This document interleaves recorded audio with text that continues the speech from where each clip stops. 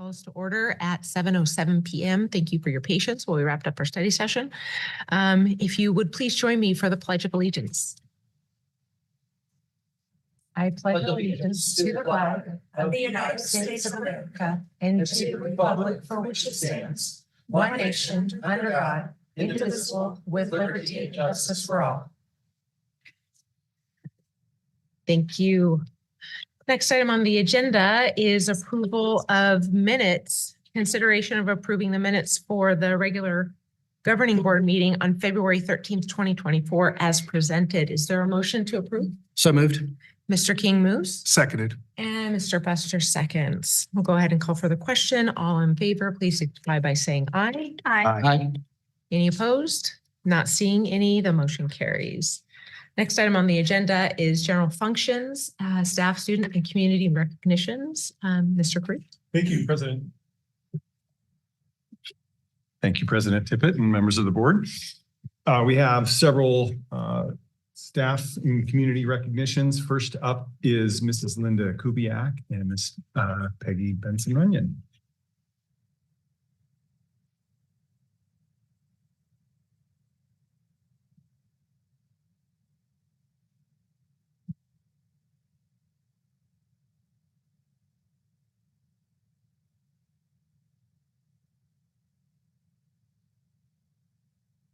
Good evening, President Tippett, Mr. Carruth, and governing board members.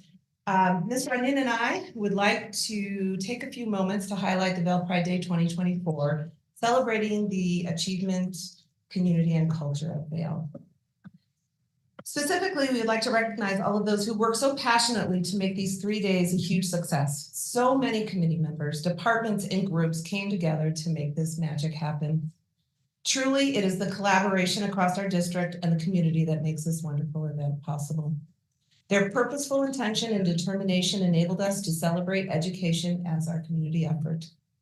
Plus, this year, we were fortunate to be able to meet with staff and community members in focus groups to brainstorm ways to build new excitement into this event. Doing so enabled us to focus on the meaning of Bell Pride Day through the eyes of those that we celebrate. The overwhelmingly positive feedback we have received so far supports how truly meaningful those resulting changes were.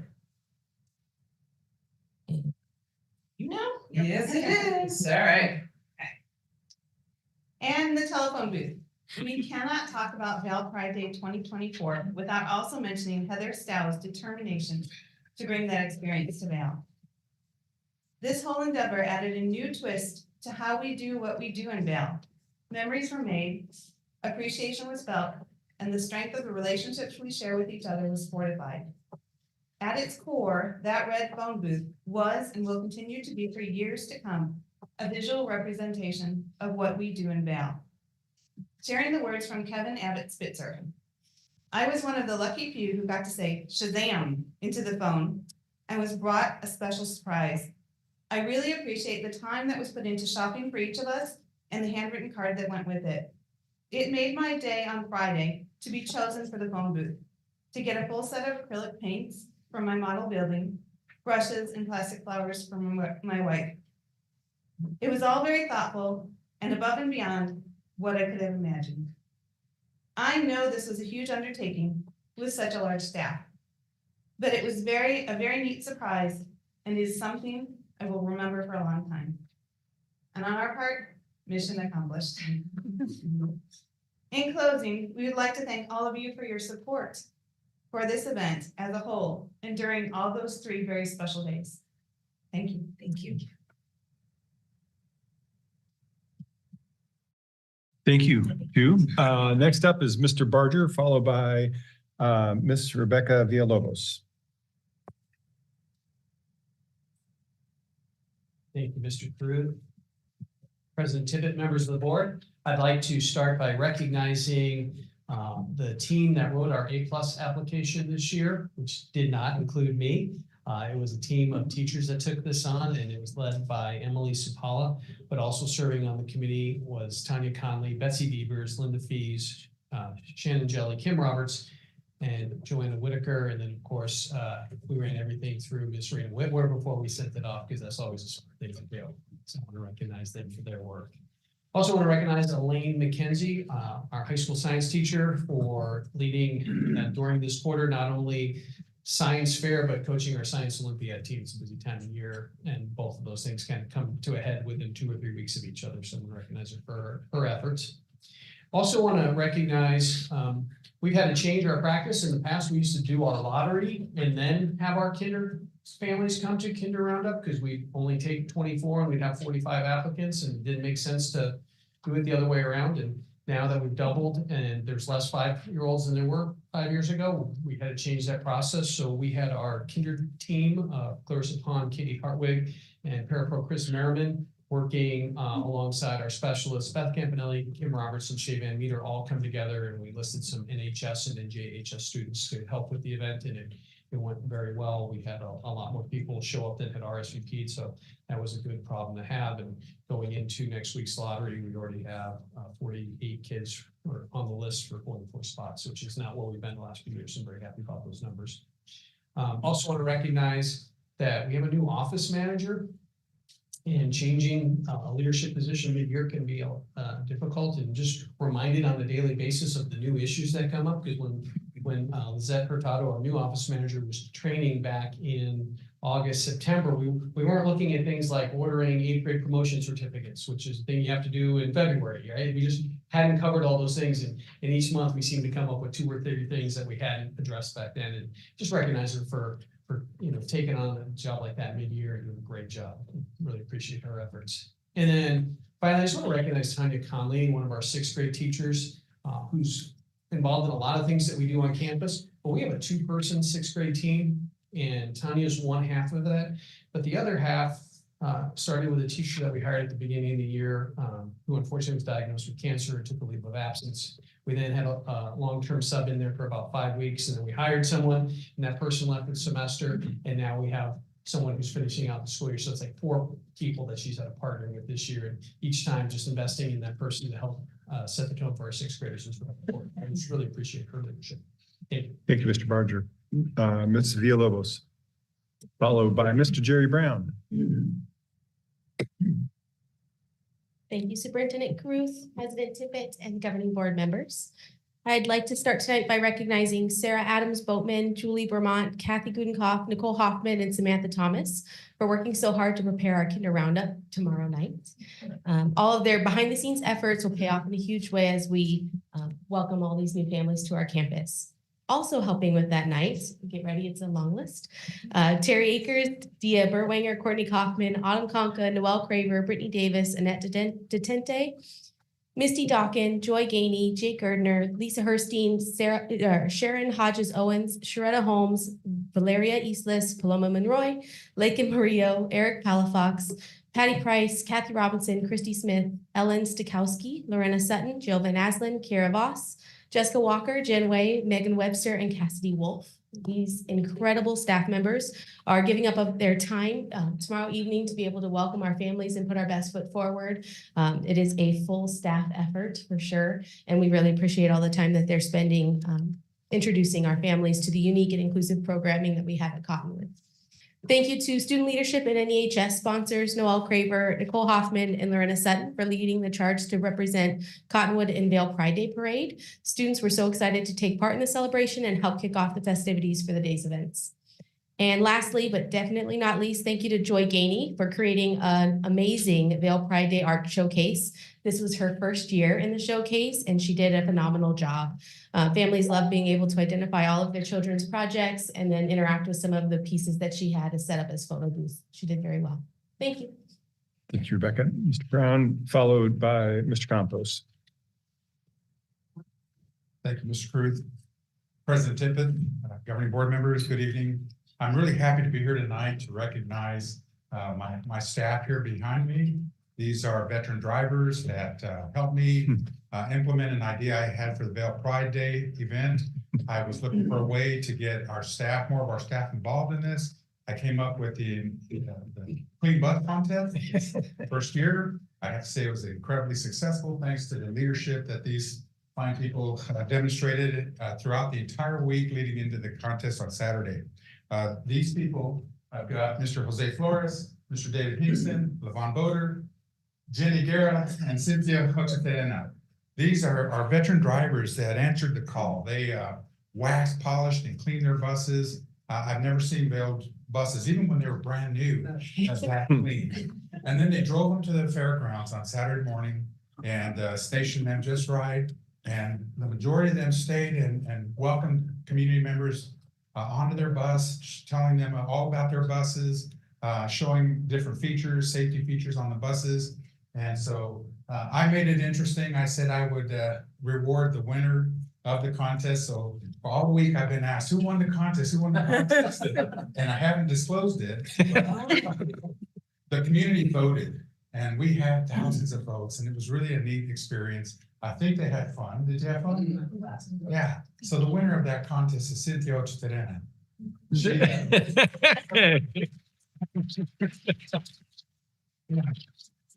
And second, of course, is Jenny Guerra. Third, and Levon and Jose brought up we don't have last place in transportation. No one finishes last. So everybody is a winner here tonight. I'm going to recognize them all. I also want to recognize real quick other transportation staff members that helped this event to be successful. Those people are Valerie Wood, Stephen Padula, Mariah Johnson, Brandon Baki, Jessica Wilson, and Patty McKnight, who's also here tonight. Just want to recognize them for answering the call, supporting the Vail Pride Day event, showing the community their pride in their school buses and in the transportation department. It was a beautiful moment to see how we set that up. I'd never seen it better for our department. These are veteran leaders in our department who are counted on to set the example for a lot of our younger staff. I appreciate them greatly for what they do and how they do it. They're great representatives of our department. I'm proud of them. Thank you. Thank you, Mr. Brown and transportation staff for being such sparkling examples of excellence to the rest of us. Mr. Campos. Follow that. Only thing that can follow that is A+. So we'll talk. All right, so good evening, President Tippett, Superintendent Cruz, and governing board members. First and foremost, I want to thank you guys for coming by Acacia last week and visiting with us and walking the campus with us. I know Mr. Tippett, you couldn't be there, but we missed you on our tour. So thank you guys for doing that. Secondly, I just want to recognize our whole student, staff, and community for our A+ award. It is the first time I went through as the principal with the name on the door. I've been through it as an assistant principal, but it's a little different flavor when you're the lead dog in the pen. But I was just blown away by all of our staff input on our application, our parents coming together, and our students coming together. It's been just a buzz around campus, and the buzz is still continuing to grow. They're asking, when is the celebration? What's going to happen next? When do we get the new numbers on the front of the school? So school is very appreciative, very happy. And that party's going to be on Friday, May 17th at 9 o'clock. So I'm going to send some formal invites out to everybody up there. Hope you guys can make it over down to Acacia. But I just want to recognize all of our staff, our community, and our students for just a fantastic job and getting that A+ award back at Acacia. So thank you guys. Thank you, Mr. Campos. I have a few other district-wide recognitions I just want to acknowledge. Last month, we held the district-wide spelling bee. We acknowledged those folks who helped participate that, but I want to loop back and acknowledge one particular individual, Miss Megan Nowlin, for her work as she tirelessly and seamlessly just pulls it all together to make the spelling bee happen at a district-wide level. And having participated in the spelling bee for a long time and having participated when it didn't go smooth, pre-Megan, I am grateful for her. It just happens and nobody else knows. And so I just want to nobody else knows all the work that goes in behind the scenes to make it happen so seamlessly. So just recognize Ms. Megan Allen for that. I also want to recognize all the students at the various sites that have been preparing to compete in SARSEF, or the Southern Arizona Research, Science, and Engineering Fair. As parents know, at the science fair, students will be presenting their projects to judges on March 2nd through 7th, and winners will be announced at the Awards Expo on March 9th. So best of luck to all of them. and their parents as they prepare for the science fair. We also had an Andrada Polytechnic High School ninth grader, Alyssa Lemer, she was a double winner as a young author contest for the Tucson Festival of Books for her story Hidden Beauty and for her poem Roses. We are wrapping up the winter sports season, and had a number of groups that we want to acknowledge relative to that. We had our first 2 state championship wrestlers who were female wrestlers. One was Micah Mountain High School student Madeline Mensch, and the other was Cienega High School Desiree Varna. She was a ninth grader. One was a 4A, one was a 5A respective winner. We also have the CHS or Cienega girls soccer team coached by Mr. Tony Torres, who was also named the 5A region coach of the year. They made it to the final 4. So they were one of the final 4 in the state championship for the girls 5A soccer this year. And they only lost 2 games all year long. Unfortunately, one of those was in the final 4. And then the Micah Mountain High School boys soccer team under the direction of Mr. Jerry Wood actually played in the state championship game this past Friday, and gave a valiant effort, but came in second to South Point, who, as one Mr. Hassey pointed out, probably shouldn't have been in that division. They should have been in the open division. I agree with Mr. Hassey. That's all we have for staff, student, and community recognitions this evening. Thank you, Mr. Carew. All right, next item on the agenda is call for the public. At this time, the board may consider and discuss comments and concerns from the public. Those wishing to address the governing board on items not on tonight's agenda may do so at this time. Speakers are requested to hold their comments to 3 minutes. In accordance with open meeting law, the board members may not respond, comment, or ask questions to any speakers regarding issues not on tonight's agenda.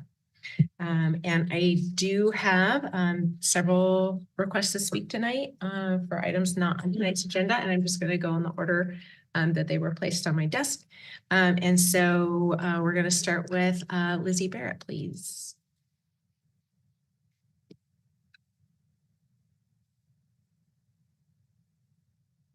Good evening. My name is Lizzie Barrett, and I'm a sophomore at Cienega High School. I'm here to voice my concerns about the diminishing AP classes at Cienega and the push for dual enrollment. Ms. Mullen, the FEMA Math dual enrollment teacher, interrupted our pre-calculus time test to talk to the students about dual enrollment and why it's beneficial for our class. I recall that she mentioned that from the colleges she's actually looked at, they only accept dual enrollment and not AP credit. She also mentioned that we need to take dual enrollment. Before she left, she then said she was going to advertise this for the freshmen.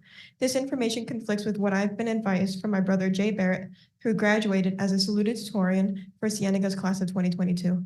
I will read you excerpts from a statement that he wrote. You will receive a copy of it. As an alumnus, now attending Cornell University, I attribute a significant part of my academic success to the comprehensive AP curriculum available during my high school careers. At Cornell, I have observed that many of my peers hail from well-researched educational backgrounds, having attended prestigious high schools or benefited from extensive tutoring and academic opportunities. This observation underscores the importance of AP courses in leveling the playing field for students from less privileged backgrounds. Without the rigorous academic foundation and recognition that AP courses afford, students from Cienega High School may find it increasingly challenging to compete for admission to top-tier universities. Furthermore, it's disingenuous to suggest that this process is in the name of equity.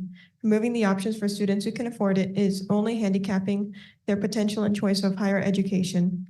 For those who can't as easily afford AP courses, from my time at Cienega, I distinctly remember programs that assisted students who couldn't pay for their AP exams, such as AP Club. I find it difficult to believe that the equitable solution is to slam the door on possible opportunities beyond direct in-state public universities.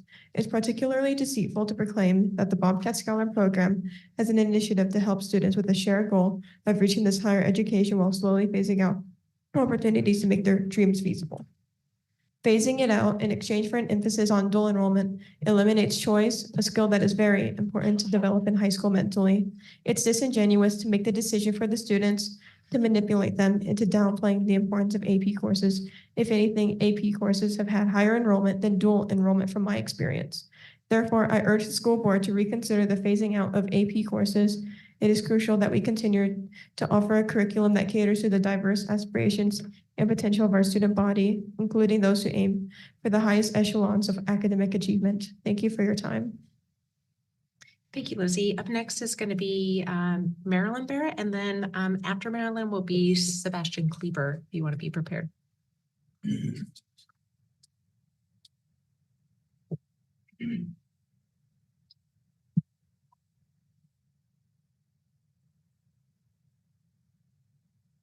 Good evening. My name is Marilyn Barrett, and I'm the parent of two Cienega High School students.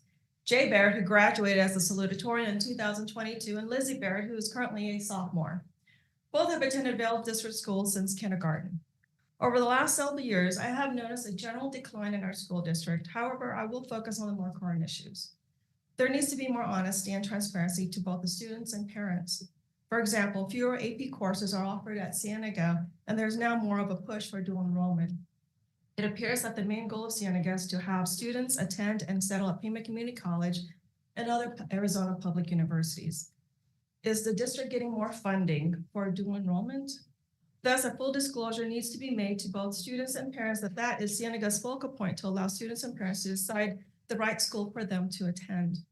I believe the AP survey should have been sent to all Cienega students to motivate and make these classes more known. There are also a lot of biased arguments from the Cienega staff to push for dual enrollment. In fact, my daughter's pre-calculus honors time class was interrupted by Ms. Mullen, the Pima Math dual enrollment instructor, who seemed to essentially steer students on how to fill out and essentially vote on the AP survey they were about to take. 2, students look up to teachers for guidance, and when that guidance is flawed and biased, it is wrong. A clear, unbiased explanation of the differences between dual enrollment and AP classes needs to be made. Based on information that Lizzie was told during the AP survey, Cienega's published website as of February 25th, 2024 contradicts the information. Here are some excerpts from Cienega's website. For example, dual enrollment Math 220 states that it is slower paced than AP Calculus. Only AP Calculus A/B states is aligned with Ivy Leagues. Luckily, my son Jay Barrett didn't have these same experiences when he was going to Cienega. The 14 rigorous AP courses he took not only helped him to get accepted at Cornell University, but has also helped him to prepare for his current workload. Per Cornell University's undergraduate admissions office regarding dual enrollment, if you complete college or university coursework through a university and high school program, and this coursework fulfills a requirement for high school graduation, there is no need to request that the college or university you attended submit a transcript to Cornell as part of the application process. In this case, the college credits will not transfer as Cornell credits. By the way, his AP Calculus A/B was accepted at college credit at Cornell. AP Calculus A/B class is no longer offered at Cornell at Cienega. Since the district is steering students into dual enrollment, please be honest and inform students and parents so that we can decide if this is still the right school for us. Thank you. Thank you. Sebastian Kleber. And Geraldine Kleber will be next. My name is Sebastian Kleber. You gave me an award for my high achievement on the Aspire exam. Here's the plaque I received. I attend Cienega High School. Why would administration say they cared about my future when they take away classes? I had a teacher lie to my face last week while I was taking a test. She was telling me and my classmates that AP classes are not accepted at universities, that they only accept dual enrollment. She lied to us. I don't care for teachers that lie to me. She needs to apologize to me and my classmates. It is not right that a person in authority is spreading lies. Why did she tell us lies? Is it because she teaches the dual enrollment classes? Where were the teachers that teach AP? Why didn't they talk to us too? If what she said was the truth, why is the district still offering AP classes? I'm supposed to look for guidance from my teachers, but how can I do that when they lie to me, to my face and those of my classmates? So what I have learned from all this, from the teacher and what I'm seeing here, is that the end justifies the means, even if those means involve lying. I enrolled in Cienega because it offered all the classes I wanted to take. My friends in Wisconsin are taking these and even more AP classes. They offer more. This shows that Cienega was inferior to start with, and it's getting even worse. I was told I would be able to follow an AP pathways on Bobcat Scholar. Even the school catalog told me to follow this pathway for more challenging schooling. I lost standing in my class because I took an honors class to prepare me for AP calculus, while my classmates took a dual enrollment class. It's less rigorous and it offers more of a GPA boost. Please don't destroy my future, Superintendent John Caruth and governing board members. I want AP Calculus, AB, BC, and AP Physics to be brought back to Cienega for me to take as it was promised. You all had the opportunity to apologize to my mom for that other board member bullying her. She is here now. Also, I'm very disappointed that I have yet to receive a reply to my email from yesterday. That's all.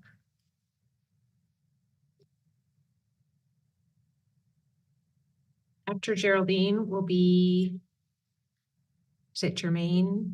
Herman Altgeld. Herman Altgeld. Thank you. Appreciate that. Sure. As I was previously told by Chris King, and he can explain this to you, all of you can reply to me if I say your name. John Caruth, Callie Tippett, Allison Pratt, Jennifer Anderson, Edward Bustard, and Chris King.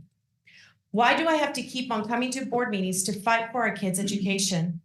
This has been going on for way too many years. I have attended over 50 meetings in person and countless through the lives on YouTube. I am involved. You know me. No parent should have to fight for their kids' educations like I have. I have endured being called appalling names by a former board member. This kid, right there, my son, received an award from all of you last week for his high score in the Aspire exam. He received a 5 on his AP exam last year, and his name, along with many others, is being displayed outside of Cienega right now. I don't see any displays about students in dual enrollment receiving recognition for their test scores. Where are those? Like I said in the last meeting, your motto is because kids, right? You need to start caring for those kids. You cannot leave these kids behind. You're leaving these kids behind in the name of your so-called equity, which is being misused. Equality is what we should be focusing on. Every child has the same chance of becoming the best they can be. With equity, you're bringing everyone down to a lower level. Gifted students are being left behind. Micah, Empire, and Andrada still offer these classes. How are kids to have equal opportunity if only offered at some schools? You took away these classes with no notice and no permission from the parents. I have yet to receive an email as a parent that states that all of these classes, which are still on the website as of today for incoming students to see, i.e. false advertising, have been taken out and no longer an option. The Arizona Department of Education even incentivizes school districts to offer college credit by examination program. They state under ARS 15-249.06 that schools should receive incentives from the state for examination for college credit in mathematics, English, social studies, and science during their high school. Qualifying exams include AP, Cambridge Assessment, and IB. Nowhere does it mention dual enrollment. By taking away these opportunities for the students, you're taking away funding from our school. For what at FY23 test taken in 21-22 school year, Cienega alone received $30,000. Again, why are you reducing funding? Offer both or none at all. Everyone should have the same opportunity to succeed. Why are you fighting kids? I have proven to you that not all schools will accept dual enrollment as is. You have to jump through some big hoops to even get considered if you're outside the Arizona university system. AP test scores are just accepted as they are everywhere in the country. And as proven by the course description booklet at Cienega, students will learn more in AP classes than they will in dual enrollment. Bring back AP Calculus and AP Physics to Cienega for all our upcoming years. Thank you. Up next will be Jennifer Maddox.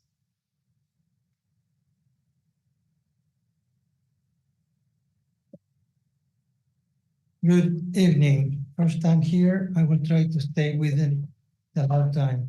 I'm German Alget, a preoccupied grandparent of 2 Vail school students and Vail homeowner and taxpayer. I'm here today to question the current policy of dropping advanced placement courses in favor of PIMAC community college classes. I'm a retired engineer and manager at Fortune 100 companies. I have 2 master's degrees in electrical engineering and business administration. In the last decade, I have approved 7 exams of the Society of Actuaries. Our 2 grown children and spouses have received also tertiary degrees. This is just to let you know where I'm coming from regarding the need for a solid higher education. The reason I'm here is that it worries me the future of my grandchildren. And as a homeowner, I don't want the value of my house reduced if the local educational standards are lowered by reducing the number of classes offered. Vail USD is cutting AP offerings. I'm sure that as the PIMAC community college classes are paid by the state, may mean some kind of redundancy. Free education, somebody may claim. Let me assure you that community college classes are not universally accepted as equivalent to the AP or regular college classes, with additional disadvantage of not being standardized. The student will have to justify it every time with the admissions need. The Cienega School Academics webpage offers more than 30 special classes. Among them, AP Calculus, ABBC. When my grandson wanted to take it this year, he was told he was not giving any. Clearly a case of misrepresentation and false advertising. America was built on entrepreneurship. People like Edison, Ford, Bill Gates, Warren Buffett, Elon Musk.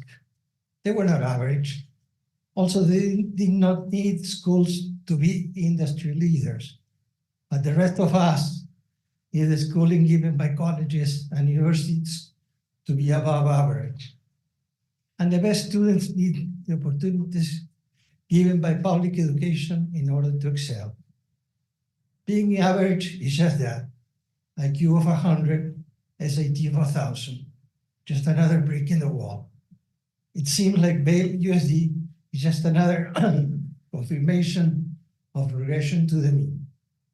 Excel for a while until somebody brings down the Jenga tower like it's happening right now. It's a fallacy of asking the students during a timed exam while everybody was counting the seconds, who wants to take an AP calculus course? If a course is planned for 1% of the students, just tell me who of you at the board want to get a calculus course today? How many? You're part of the 1%, huh? Mr. Herman, your time has expired. Well, let me finish. Can I mentioned that at the beginning. I'm sorry, Sir. We have a lot of people still waiting to comment. Oh, yeah, I wonder why. Thank you. Okay. Thank you.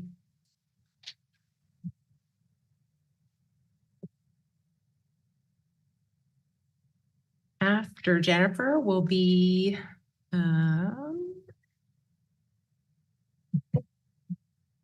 Nieto. Evening, folks, here again. I wanted to clarify first, and I don't think I can probably speak to all of the gentleman that has 2 master's degrees ahead of me, but I will do my best. My name is Jennifer Maddox. I'm a parent of a child in the Vail School District in middle school currently. I'm here to speak about this AP change in our schools because coming from a parent, I've parented 2 daughters who went through California school systems. I know, we all look a little down on California, but they did well. The AP courses actually gave them an advantage. I'm not sure how many of you have had recent applications to universities, but the admissions rate is about 68% nationwide, which means it's more than competitive than ever. And I know when my daughters attended college 10 years ago, it was super competitive. My daughter had a 4.7 GPA with her AP classes, and she had a heck of a time getting admission. This is not the time to dial back on advantages that our kids need to succeed. And when we use a term like equity in service of that, I think maybe we need to revisit what equity really means. Equality is when everybody gets the same thing, meaning you get a hamburger, if you get a hamburger, and you get a hamburger, even if you're vegetarian, that's equality. Everybody gets the same thing. Equity is when each student gets what they need to be successful. And for these kids who are so bright and have so much potential, and to give them something that is not either universally accepted or not accepted at the same level or classification in admissions as AP. I know that might not seem important, but it is. And so when it comes time for my son to take that step, I don't want him to have less of an advantage than my daughters had. Whether he chooses to take that or not is not, it's again, that'll be there, but if it's not there for him to take, we're taking chances away from our students, and that's not acceptable. This is a great school district. We have great kids. They deserve more. So let's give them more instead of less. Thank you. Thank you, Mrs. Maddox. And that actually, I think, concludes our request to speak on items not on tonight's agenda. At this point, we will hear from comments that are listed on tonight's agenda. Comments should still be restricted to 3 minutes. Not including board questions and comments and responses by the speaker. In accordance with open meeting laws, comments and questions may only deal with the topics on tonight's agenda meeting. So the next person will be Dion Nieto. Thank you.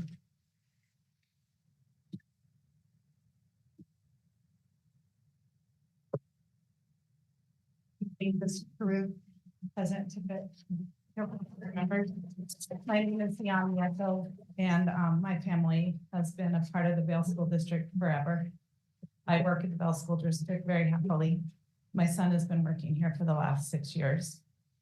I'm here tonight to request that the contract liquidation fee waiver be approved for Adam Nieto.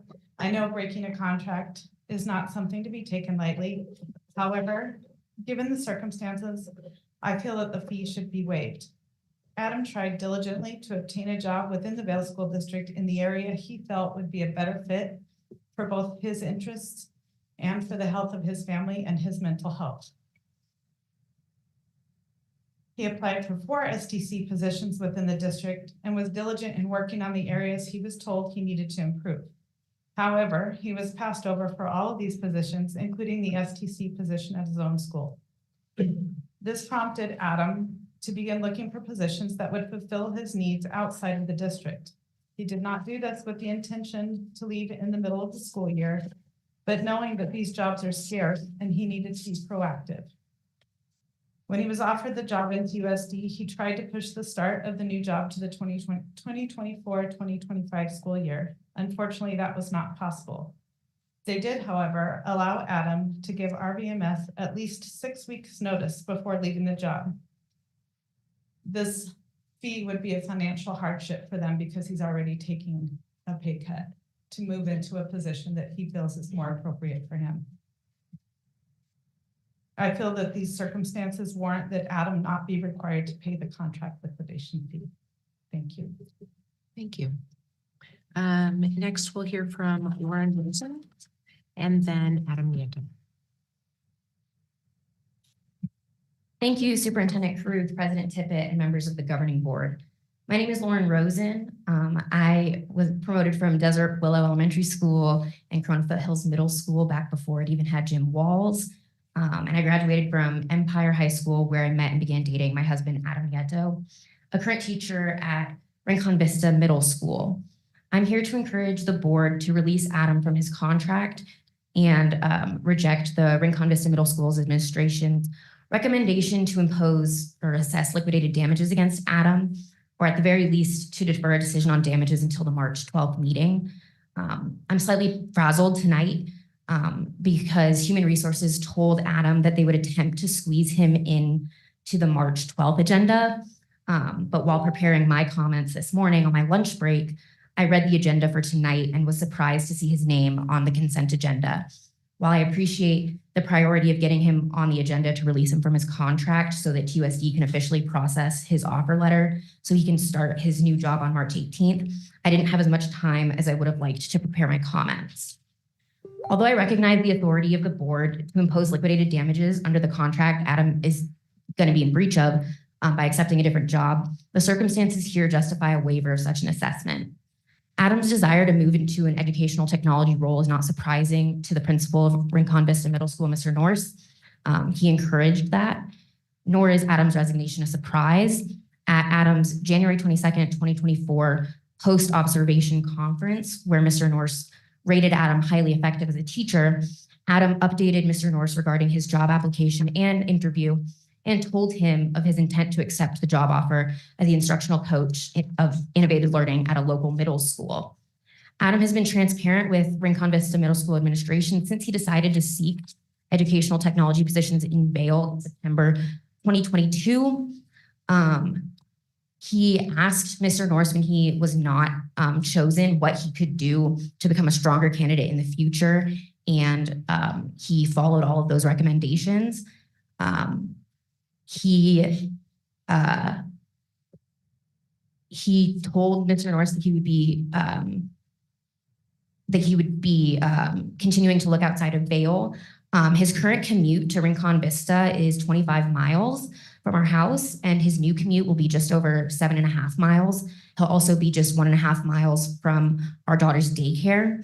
The position Adam has accepted is comparable to the direction the site tech coordinator positions in Vail have been heading. And he is he's certified as an ISTE certified from the International Society of for Technology in Education. The decision to leave Vail weighed heavily on him. And if I can just finish my comments real quick now. Okay. Thank you. I appreciate the time.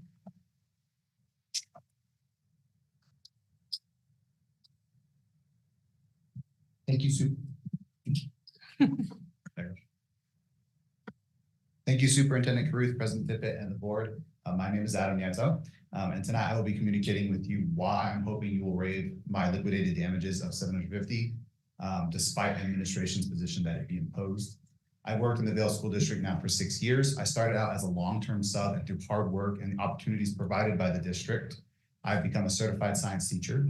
In my years in the Vail School District as both a student and teacher, I have formed many great relationships with people all over. Through my time teaching in the classroom and building relationships in Vail, I discovered my passion for technology in the classroom.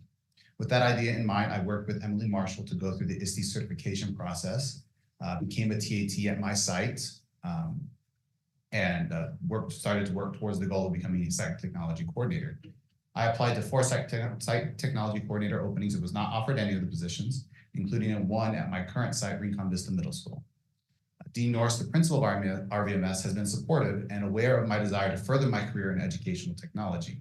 After not receiving the position at RVMS, I discussed with Dean my desire to further my career and my intent to continue searching for positions that would help me do so. Each time I interviewed for other jobs, I let Dean know of the progress of all applications. I spoke with Dean of things I could do to become a stronger candidate and undertook every opportunity to do so. Notably, Dean told me that he thought I would be ready for an STC position by spring of 2024. After attempting for a year to become a site technology coordinator, I decided to keep my eye open in the Tucson Unified School District for similar positions that would further my professional goals. After interviewing with a site in TUSD for an educational technology coaching position, they offered me the position the next day. So I interviewed on the week of January 20th and was offered the position the day after my interview. I told Dean of my offer on January 22nd, 2024 during my post-observation where I received highly effective. While talking to TUSD, I tried hard to push their principal into waiting until the start of the next year to start the offered position, as it would help my site. Their principal explained to me that in order to carry the position onto the 2024-2025 budget, that they needed to start me sometime this school year, and that they were willing to wait until after spring break on March 18, 2024. I accepted this offer as it was furthering my goal and my passion. The new site is significantly closer to where I live on the west side of town and closer to my daughter's daycare as well, and played a big factor in my decision. I believe that my experience in the Vail School District and Vail being a pioneer in educational technology made me an attractive candidate for the job. The position is relatively new for the site we'll be going to and gives me the opportunity to work on building something from the ground up. I also believe in continuing communications and relationship with the Vail School District to better education for all students.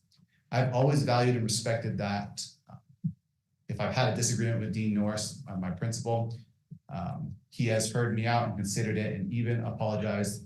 And I feel that I have done the same, and it is disappointing to me if this is going to be how this professional relationship will end. Thank you for your consideration. Thank you.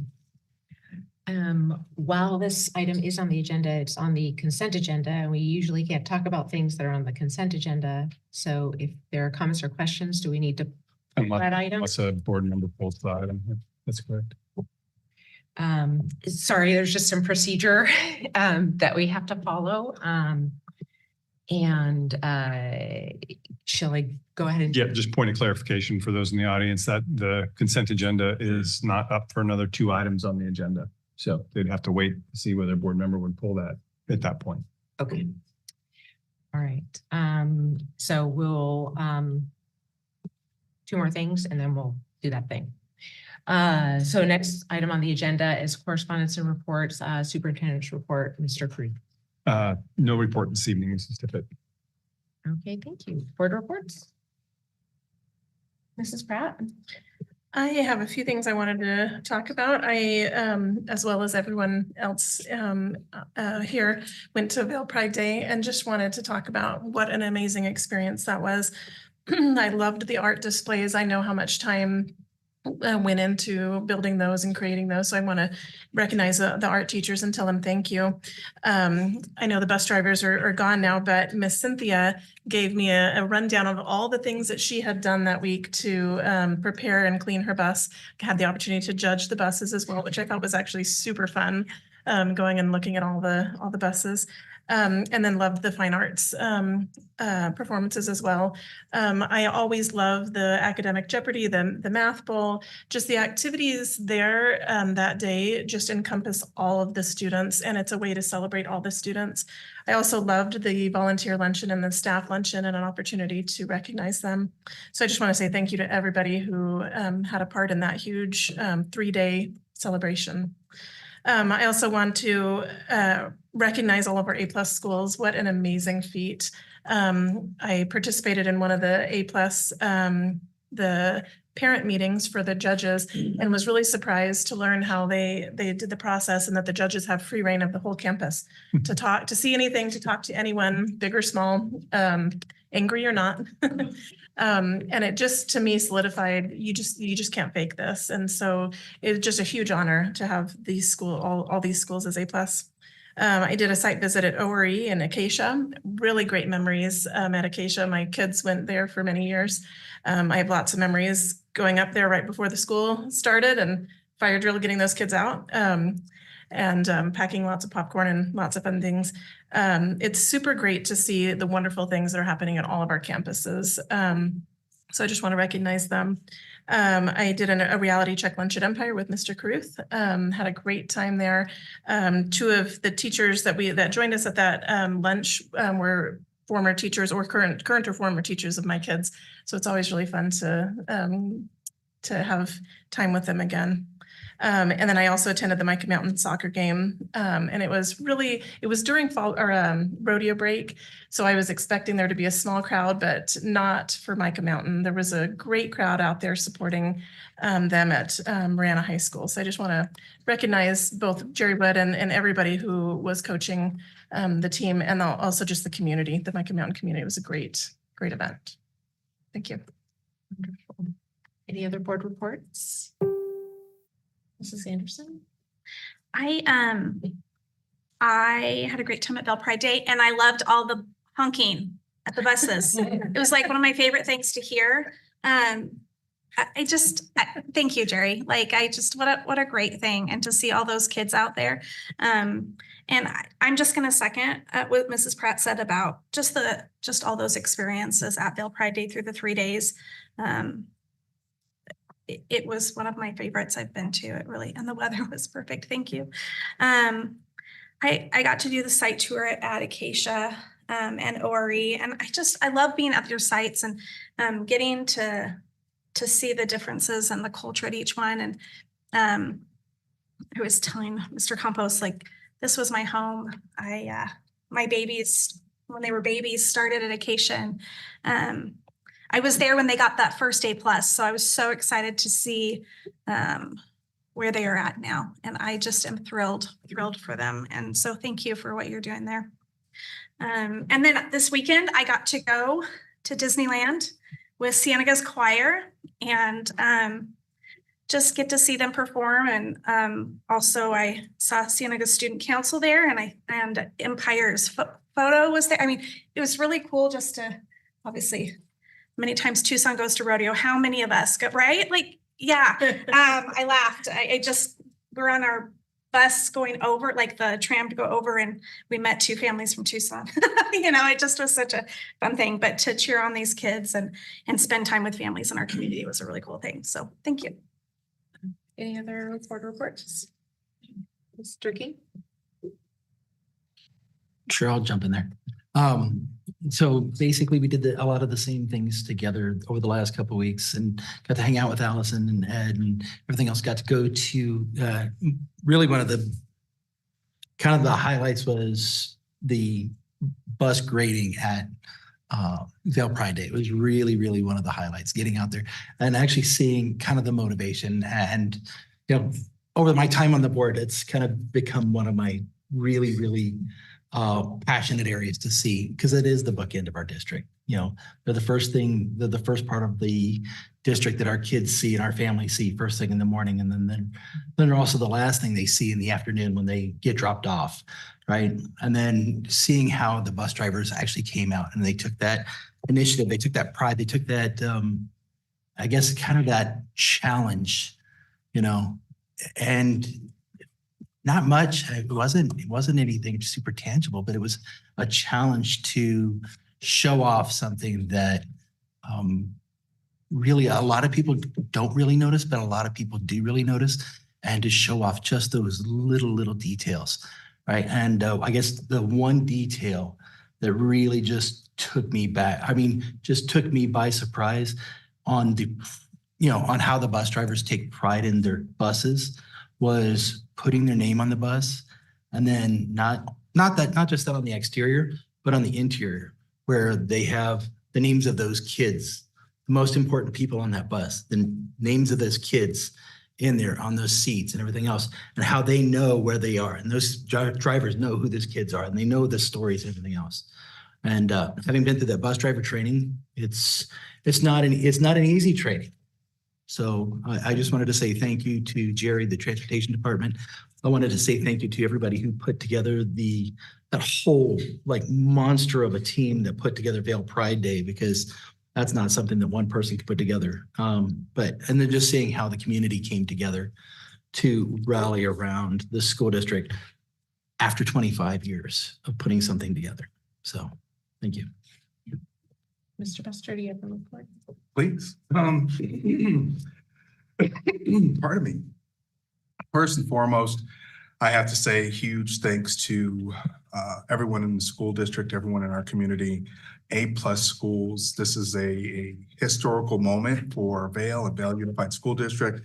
I think it just stems from having A+ students, A+ teachers, A+ schools, A+ district, and the A+ community.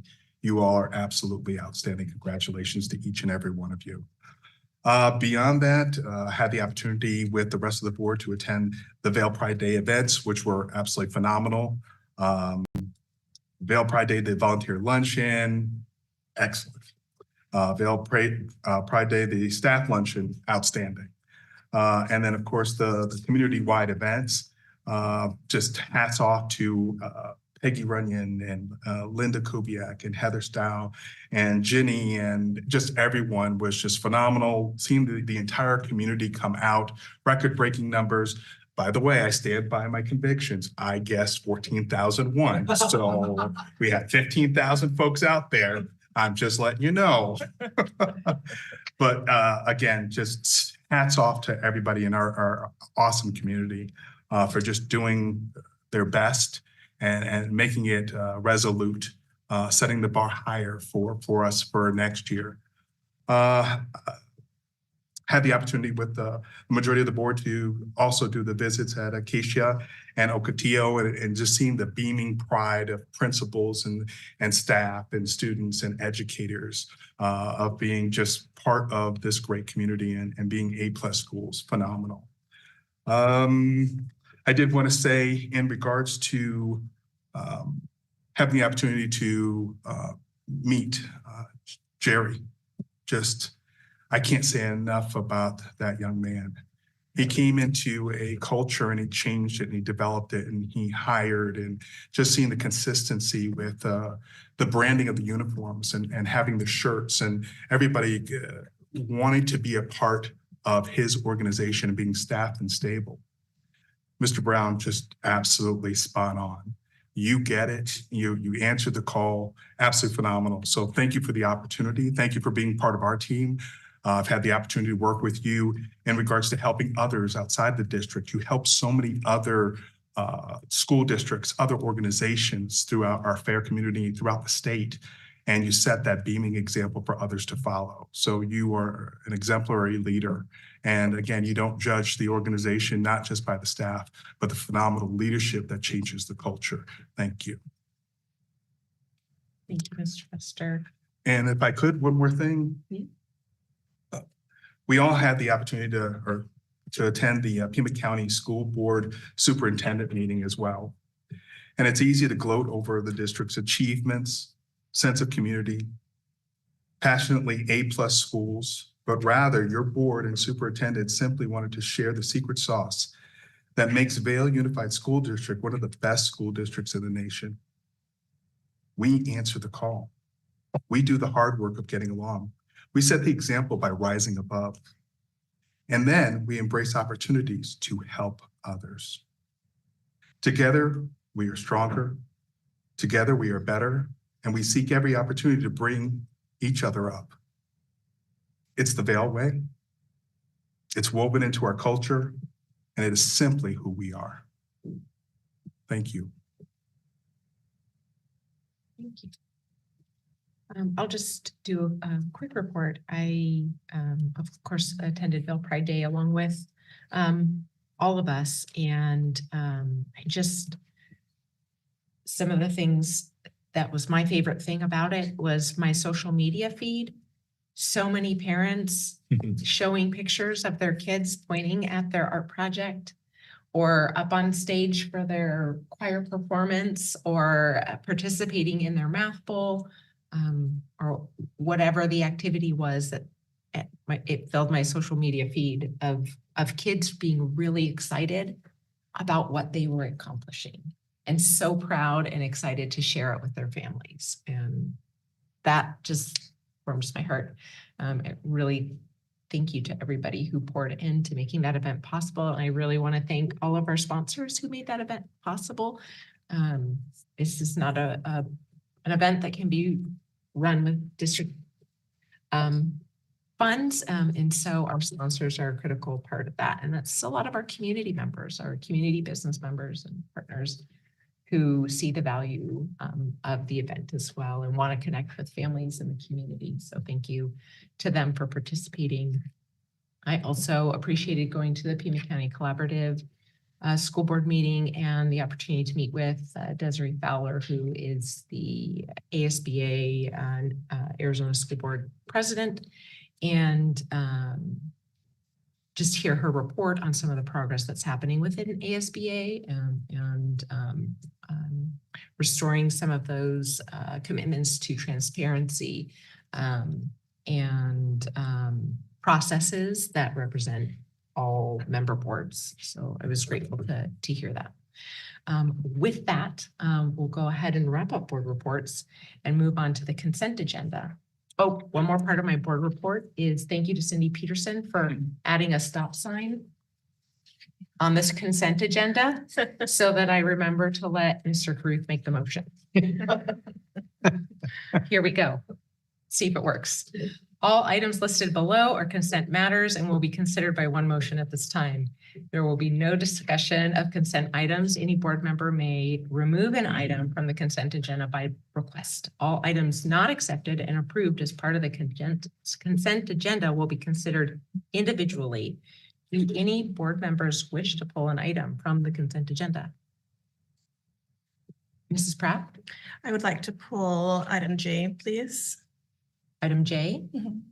Okay. Any other items? Okay, Mr. Ruth, would you like to make the recommendation? I would. I recommend that the Vail School District Governing Board approve all items on the consent agenda as presented with the exception of item J. Thank you. I'll accept a motion. So moved. Mr. King moves. Second. And Mr. Buster seconds. All in favor, please signify by saying aye. Aye. Any opposed? Not seeing any, the motion carries. The next item on the agenda is item J, release of contract. Mr. Cruz. Thank you, President Tippett, members of the board. Item J is referring to release a contract. There you have a background with a spreadsheet attached regarding the requests of staff members who are requesting release of contract, along with completed and acknowledged waivers of potential liquidated damages. I am happy to make the recommendation and then we can discuss from there. So it's recommended that the Vail School District Governing Board approve the release of contract as presented with a recommendation of the assessment / waiver of liquidated damages as called for in board policy as presented. I'll accept a motion. So moved. Is there a second? I'll second. Mrs. Pratt seconds. And now we Comments? take comments and questions. Does anybody have any comments or questions about item J? Mrs. Pratt. I am wondering if we could, I know it's an agenda item with two on there. Can we pull one to have more time to get clarification on some points? Mr. Cruz. Thank you, President Tippett and Board Member Pratt. We can speak to one particular person on this, if that's what you're asking, or we can hold one and have more time to discuss that. Doing so may have the effect of delaying the release of contract, which may impact the future employment. I think we heard in the comments that the release of contract is necessary in the instance that was described in the call to the public so that VUSD can hire this in person. So they cannot hire somebody who is currently on contract. And the start date is March 18th. I will note just, and Mrs. Dabney is here and can speak more to this, that while there was I trust that there was communication with Mr. Norris regarding the seeking of employment elsewhere, that the actual letter of resignation did not come until late on Wednesday afternoon. So we did not have notice of this. And so there was an intent to, we can't proceed. There's nothing we can do procedurally in regard to moving forward for release of contract until we receive a notice of resignation. And there was, as you heard also in the comments, a sense of timeliness so that the release of contract is in place so that Mr. Nieto can be hired by TUSD. So I'm happy to do that. I'm just laying out the components of what that looks like. Mrs. Pratt. So I appreciate, thank you for explaining the timeliness on that aspect.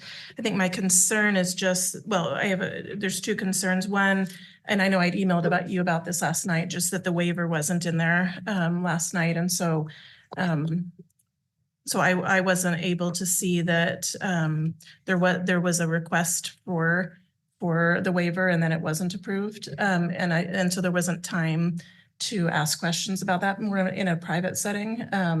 So if it has to be in public, then we can, I could ask my questions in public, but anyway. And we did not, because of the timeliness of which the resignation was received on Wednesday, the office manager at Rincon Vista wasn't available. And so didn't have an opportunity to give the waiver to Mr. Nieto. We did not receive the waiver returned from Mr.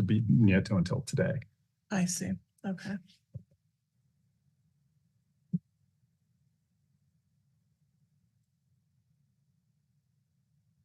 Any other comments or questions? I'm thinking, so go ahead. I'm wondering who approves the waiver? We do?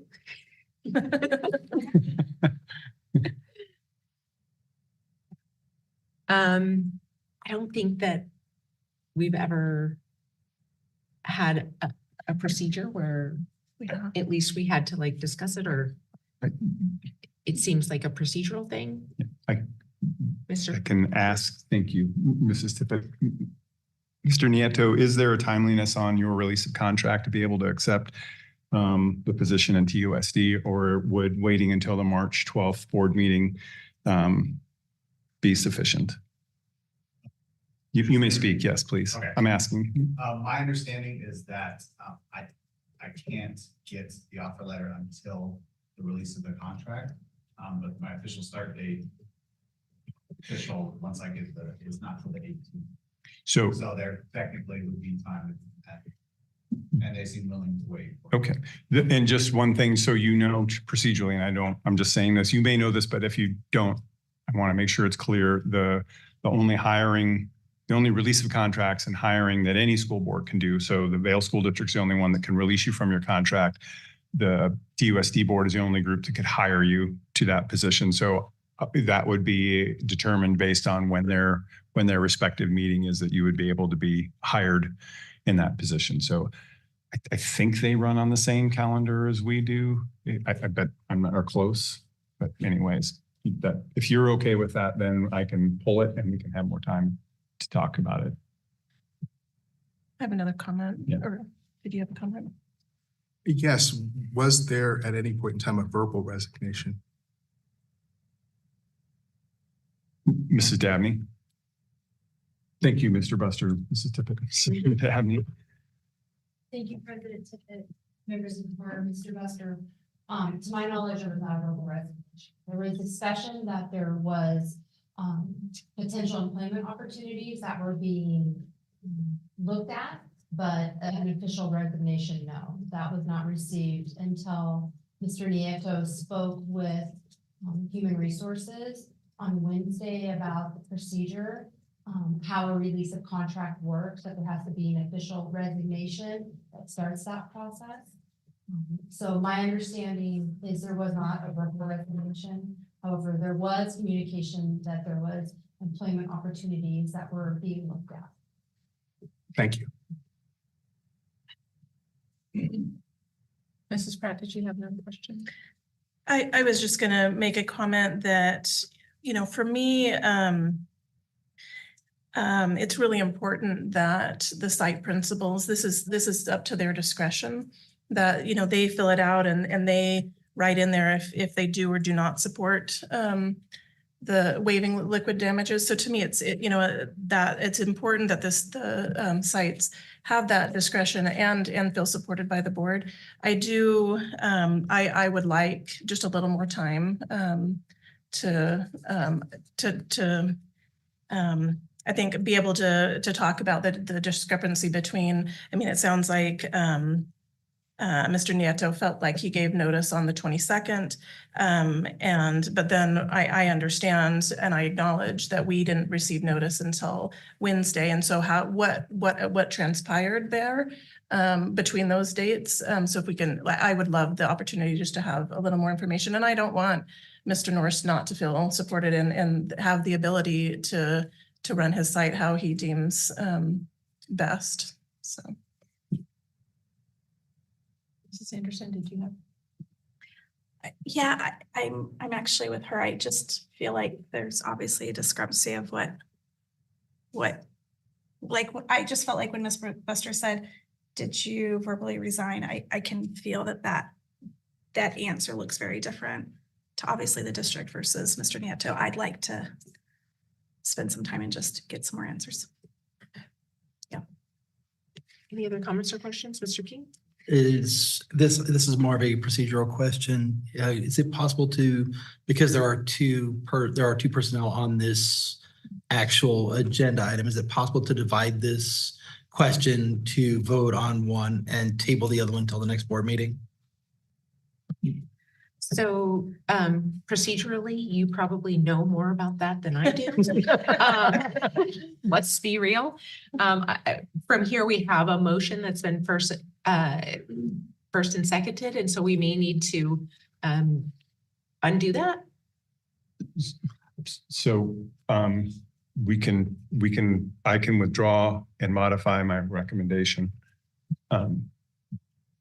You can withdraw your motions, and I can make a new recommendation, put forth a new recommendation with just the one name.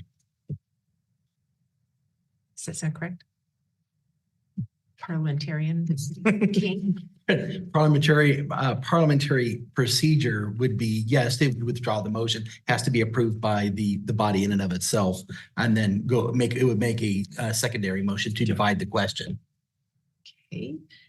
Okay, so do Mr. King and Mr. Buster wish to withdraw their motion? It was me. It was Mr.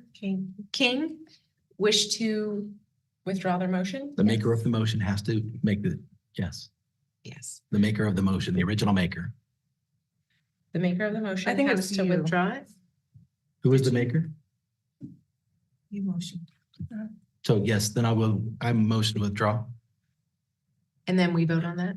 Yes, the board has to vote on that, and then the recommendation would come back. So let me make sure I have the right. So we have a motion to withdraw. I almost feel like procedurally, it may be easier to make a vote right now on the motion for the motion on the table, that we would, we can have a vote right now. Do we vote yes on the motion? And then make a new recommendation? No? Procedurally? No? Okay. No, because then what it does is it kills the entire motion Oh, okay. and everything goes away. And then it's like it never existed, and it has to come back to the next board meeting, everybody. Got it. Let's not do that. And it's an up and down. Yeah. Got it. Procedurally, it's an up and down Okay, let's vote do it. on the item that's in front of us. Okay. So the motions have been withdrawn. I have withdrawn. No, I will, let's vote. Mr. King. so my motion to withdraw has to be voted on before we can go to the other one. Yes, what I'm doing. Okay. What is the motion? The motion to withdraw The the previous motion. motion. To withdraw the previous motion. It's a procedure. All in favor, please signify by saying aye. Aye. Any opposed? Not seeing any. No, it doesn't require a second. All it is my motion to withdraw. And she brought it to a vote. Okay. And so the vote, I guess, went through, correct? Yes. Okay. All in favor said yes. And so then, Mr. Caruth, would you like to make a motion on item J? I A would. recommendation on item J? I would. I'm checking in with Mrs. Peterson to make sure you're square on the minutes before I proceed so that we can. Yes. Okay, before I speak for. Slowly. I'll forever hold your peace. I make a recommendation that the Vail School District Governing Board approve the release of contract for Sarah Ross and associated liquidated damages as recommended in the background material and is put forth by governing board policy as presented. I'll accept a motion. Motion to approve as presented. Mr. Buster approves as presented. Second. And Mr. King seconds the motion. Any comments or question on the new recommendation? Mrs. Pratt. I just want to say thank you. Sorry, that may have been the hardest thing we ever did. It actually procedurally, I think it was. But thank you. Um, Thank you. Okay, so I'll go ahead and call for the question. All in favor, please signify by saying aye. Aye. Any opposed? Not seeing any, the motion carries.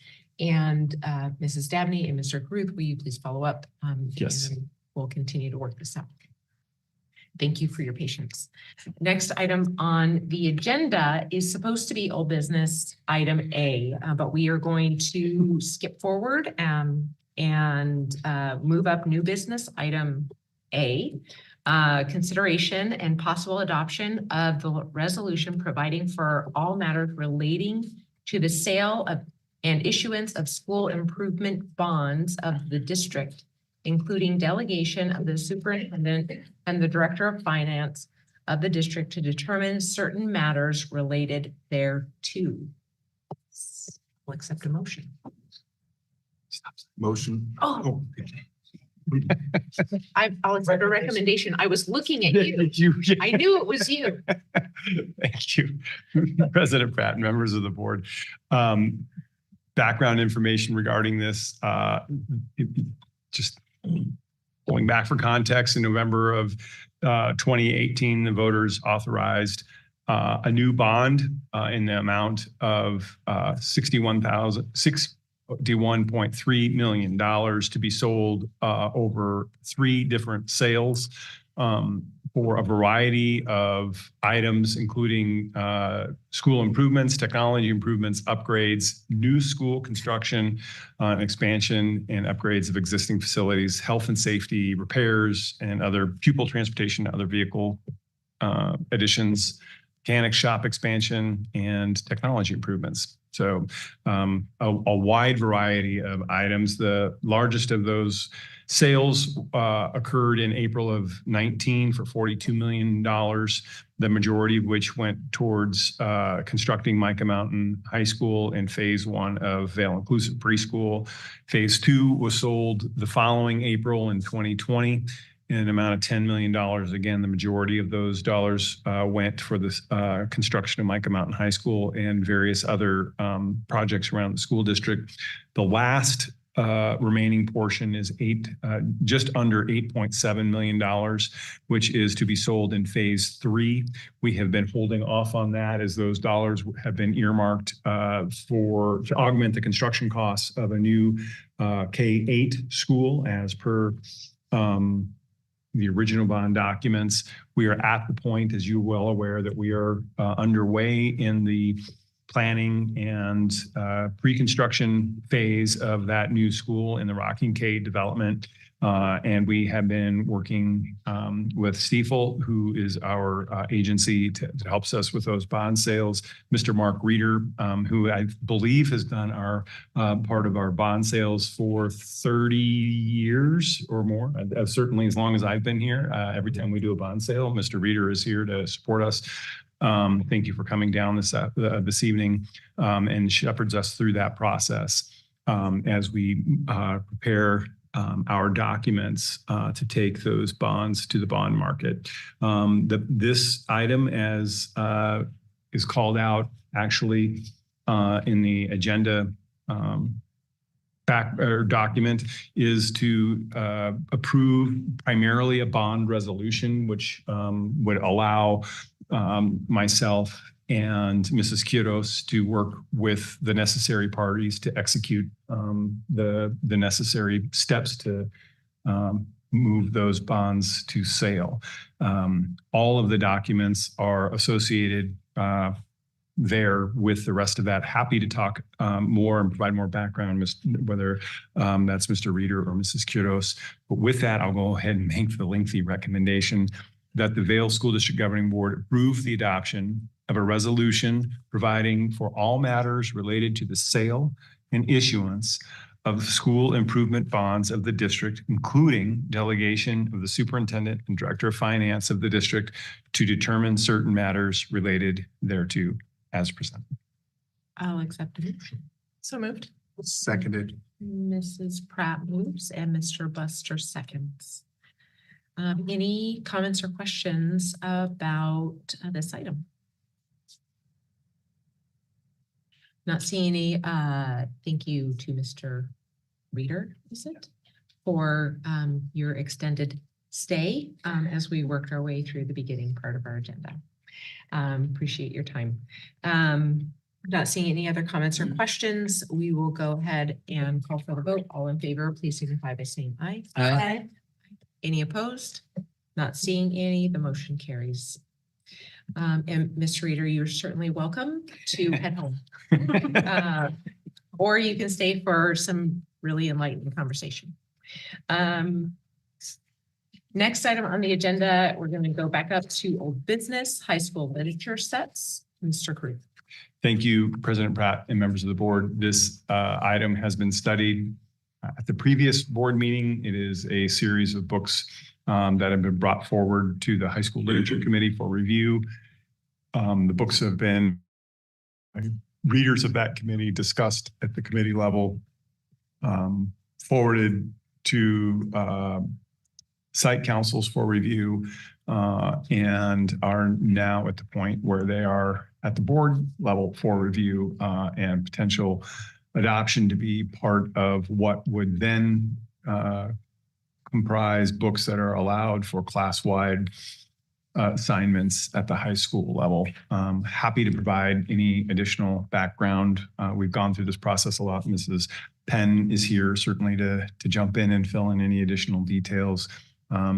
Always worth noting at this point too that once a book is approved by the governing board, that we now require a detailed opt-in consent form from each parent to ensure that they understand what the literature section is that will be used in that classroom assignment, including a description of the book as well as any potential hotspots.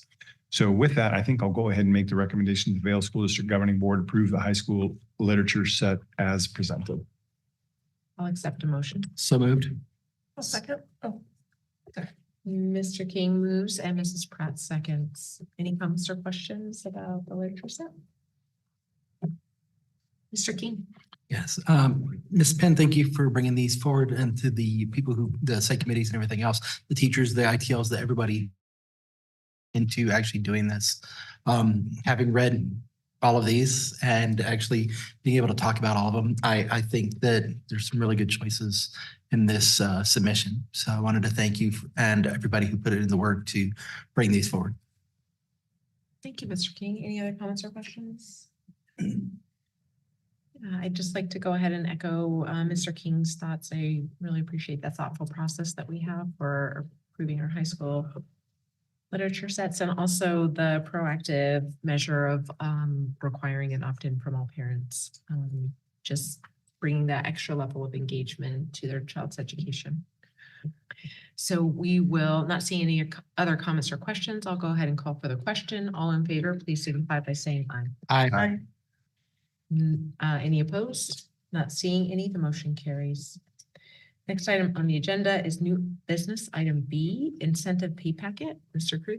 Thank you, President Tippett and members of the board. It's a time of year where we bring forward the annual incentive pay packet for our teachers and associated staff around those programs.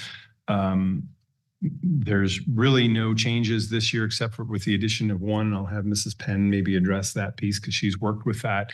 I do want to just point out some general components of this.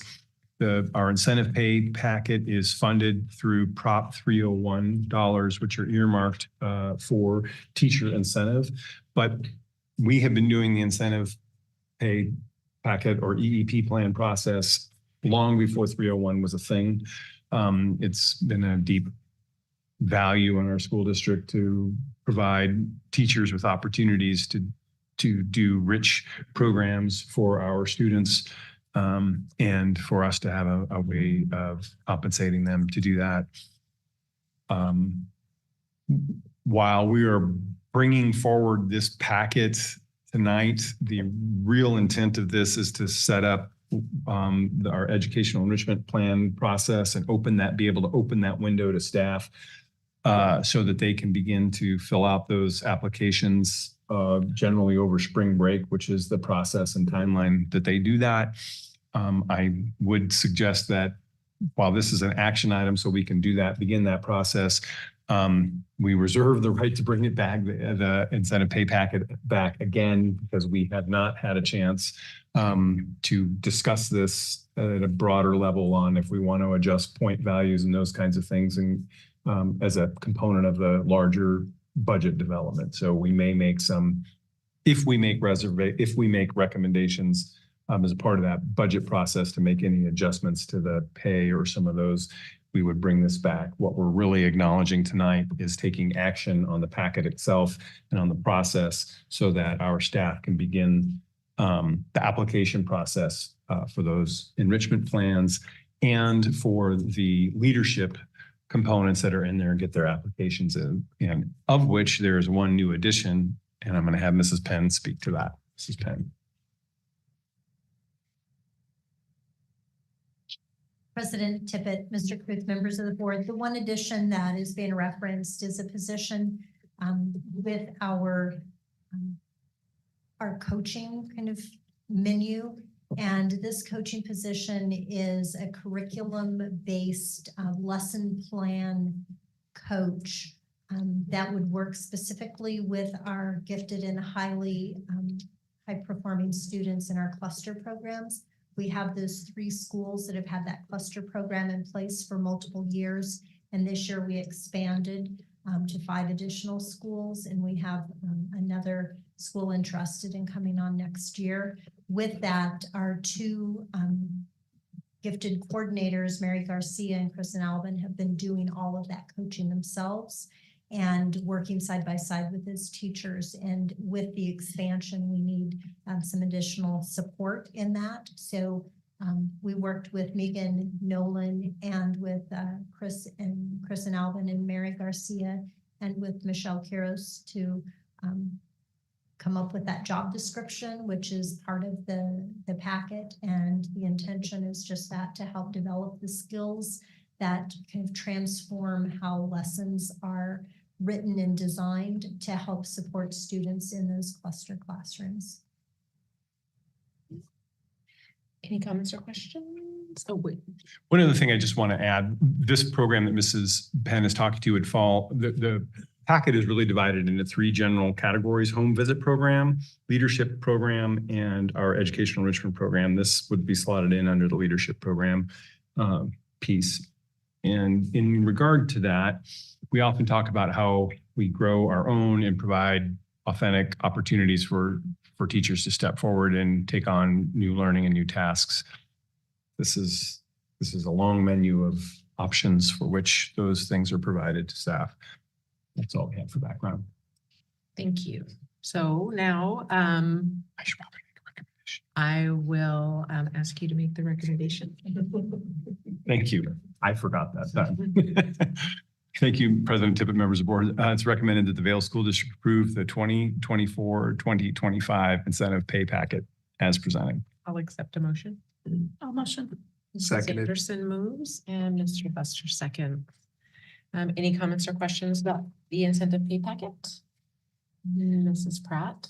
I just want to say thank you. I know this is a lot of work to put this together, but it's great for kids, and it's also great for the adults. It's opportunities to grow and learn and become leaders also. So thank you.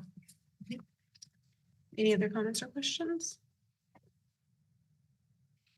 I appreciate the addition of the curriculum development coach. One of my questions was going to be like, is this at each site, or and it sounds like it's just a district position, since they're still targeting a limited number of classrooms. And I appreciate the thoughtful intent to also support those teachers in doing what they're doing, and by extension beyond textbooks and teachers all throughout the state. So great news. Any other comments or questions? All right, I'll go ahead and call for the question. All in favor, please signify by saying aye. Aye. Aye. Any opposed? Not seeing any, the motion carries. The next item on the agenda is current year budget update. This is a study item, Mr. Kruth. Thank you, President Tippett and members of the board. We spent time during our study session this evening going into great detail regarding current year budget. Our adopted budget for this fiscal year is running, maintenance and operation budget is running roughly right around $130 million. And frankly, to the good stewardship of Mrs. Kyrdos and Mrs. Giordano and their staff, we're in good shape as far as where we are tracking at this point in our school year relative to that budget. We have sufficient reserves and are in solid footing in being able to plan forward for the next fiscal year. So that's where we are. This is really a study item just to say that we are on process for the development of the eventual recommended budget that we will make in June of this school year and adopt in the first meeting in July for the next FY25 school budget. As discussed in the meetings, our priorities have been, make sure that that we have sufficient programming in place to meet the needs of our students and our schools with the capital budget and so forth. And also, if at all possible, be able to issue a cost of living increase to staff. In addition to that, one good indicator of our ability to meet those goals is we are tracking, continue to track with some student growth, which is frankly becoming an unusual component in many school districts across Arizona. Also, while we are watching closely what's happening at the state as far as the legislative recommendations and what the governor will ultimately sign as a budget, we're tracking that we're not expecting any cuts, even though the state budget forecast is looking like they're going to miss their projection potentially by several $1 million. The word from both the Joint Legislative Budget Committee and the governor's office is that education at this point will be protected from that. And at minimum, the statutorily required increase, inflationary increase on the base support level would be provided, which that's tied to inflation, which tracks to, for us, at a maximum amount of a 2% increase on the base support level. So all that, it's a long way to say we're in good shape, both because of good fiscal management. We're in good shape because of student growth, and we're in good shape because indicators at the state level are that it will remain stable. We don't anticipate any large additions to education funding in Arizona that we've seen, I would say, in the last couple of years, but we can, I think, be assured that there's some stability there. So we will continue to bring forward and polish our budget and recommendations. We're in the process of assessing staff needs across the school district, site by site and department by department. And as those become more clear and we'll be able to refine what this looks like, we'll bring those forward.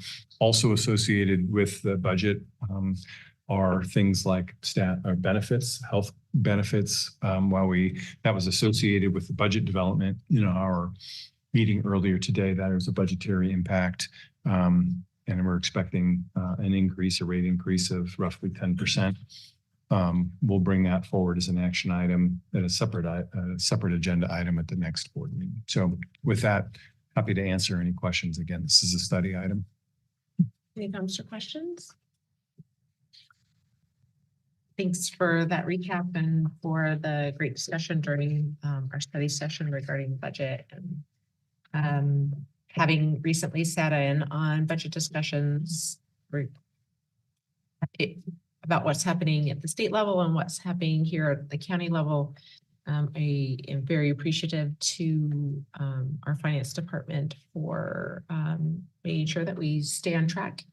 And I am also really appreciative of our department leaders who are helping to maintain those budgets all year long in making sure that we stay on track.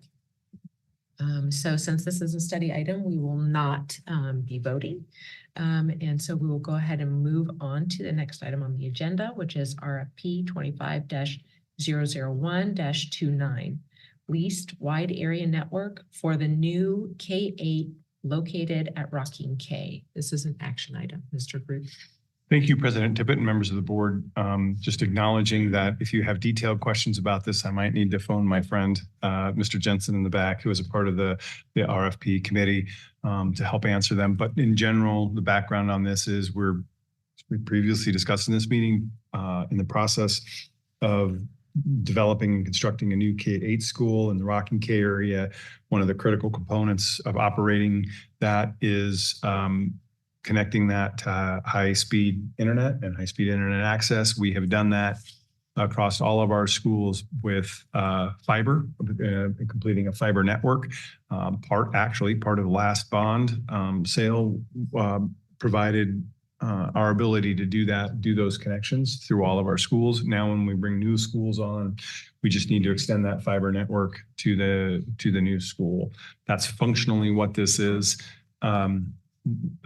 We are using E-rate funds, which are federal funds that are intended to support technology and are associated with distribution regarding our free and reduced lunch amount, to be able to do that in combination with district funds. And so when we use E-rate funds, there are certain criteria that we need to do, and when going out for a request for proposals, one of those is whether it is a lit network or a dark fiber network. And that's where my knowledge of that stops. Mr. Buster, if you have any questions. Our current fiber network is a dark fiber network, and the intent is to match. While we had to go out to RFP for both a lit and a dark, our intent is to add dark fiber, which matches the rest of our network. Mr. Breen is not able to be here this evening. He's actually at a function for his son at ASU this evening, but if you haven't seen what fiber looks like, it isn't the color coded. It's actually the thin hair that extends from those two strands. And we are asking for a 4-strand fiber. So that's what we would be extending to the new school. We need 2 fibers to operate, so one in and one out. And the other 2 are basically more for redundancy and additional programming. So that's why it's a slightly more money, but will allow us flexibility in operating that school over the lifetime of the school. So I will actually pass that around, or you can check it out, because it's literally the width of my hair. And if you think about our ability to connect to, say, Berlin in less than a nanosecond, all of that travels across those little thin pieces of glass. That's what we're connecting our schools with. So I'll go ahead and make the recommendation. If you have questions that exceed my ability to answer them, I will be asking Mr. Jensen to come forward. So with that, I'll make the recommendation that the Vail School District Governing Board award RFP 25-001-29 for leased wide area network for the new K-8 school located at the Rocking K development to Cox Communication for the option of leased dark fiber 4 strands as presented. I'll accept a motion. Motion to approve as presented. Second. Mr. Buster motions, Mr. King seconds. Comments or questions? So I know this, the RFP is going to a company, but does our technology department do anything in this phase, or not until it's completely done and then we do all the hooking up and things?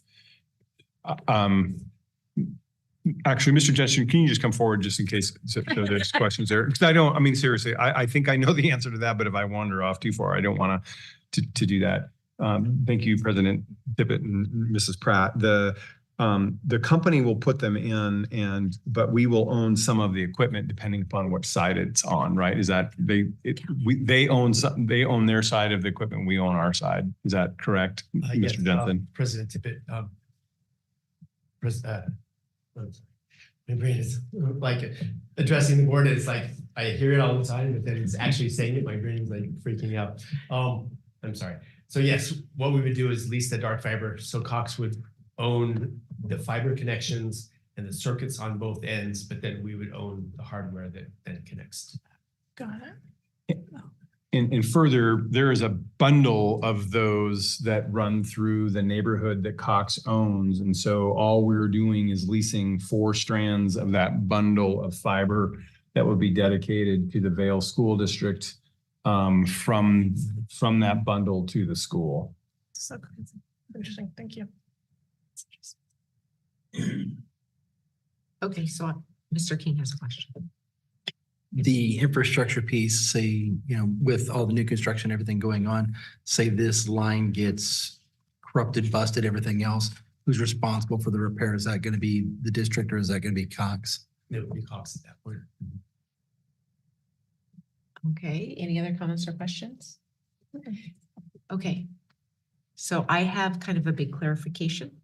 When we went out for bond to set up this network between all of our schools, in my brain, we bought some fiber and we dug some holes, and those were our holes and our fiber.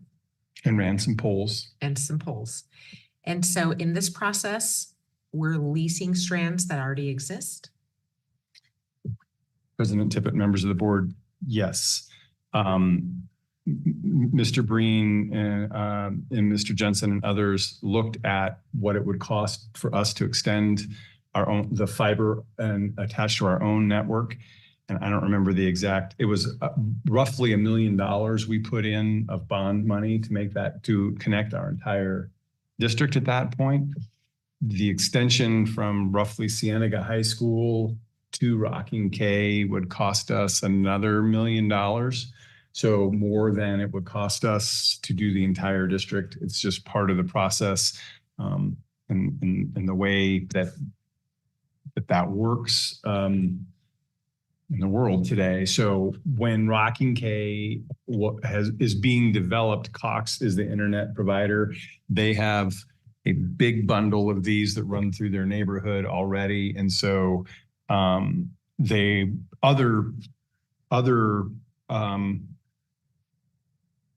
companies responded to the RFP, but because Cox had this going through there already, it is cost wise, and the bid came in the lowest for us to simply lease this and run it to our school rather than build out our own, which is probably going to be a similar process as we add schools into the future, unless they're very close to our existing fiber network. Got it. Any other comments or questions? Thank you. I appreciate that. Without any other comments or questions, I'll go ahead and call for the vote. All in favor, please signify by saying aye. Aye. Any opposed? Not seeing any, the motion carries. Last item on the agenda is adjournment. I'll accept a motion. I'll motion. Mrs. Anderson moves. Seconded. And Mr. Buster second. And I third.